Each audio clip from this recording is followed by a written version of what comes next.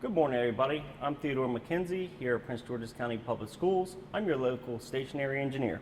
I'm support staff here with plant operations, and I'm here to help you with the Price Room Air Purifier.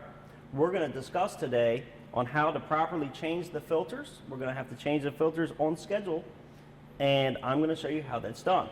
In order to do that, we're going to need a screwdriver. Regular Phillips screwdriver will do. First thing we're going to do is we're going to open the access panel on the side of the unit after we turn off the power.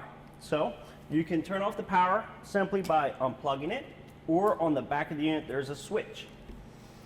We're going to take our Phillips head screwdriver and we're going to use it to make a quarter turn. These are quarter turn, easy removal access screws. Okay, 6 different screws, quarter turn each.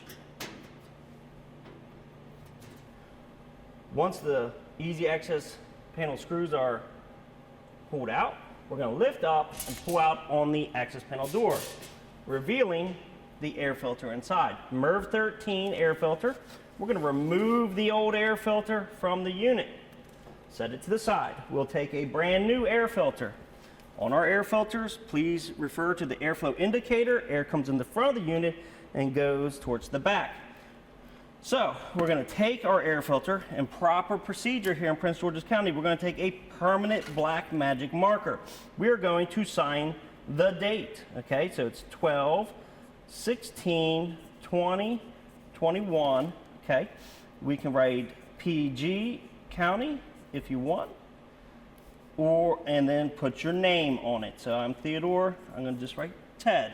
Once you've signed and dated your air filter, we're simply going to install it right into the track, push it into the unit as seen there. Okay, and now it's time to replace the access panel door. To replace the access panel door, we're just going to take the door panel, slide it in the track at the top. The door will then swing down like that, hold itself, and we can then push the screws in, take our screwdriver, push the screws in, and do our quarter turns to lock these screws back down in place. Okay, quarter turn locked in place. And then do all the screws. All right, and then we will finish all 6 screws. Then, don't forget, we're going to get rid of our old air filters. So we're going to set those aside. Please remove all your old air filters. At the end of your filter change, I use a cart for easy access to put my filters on room to room.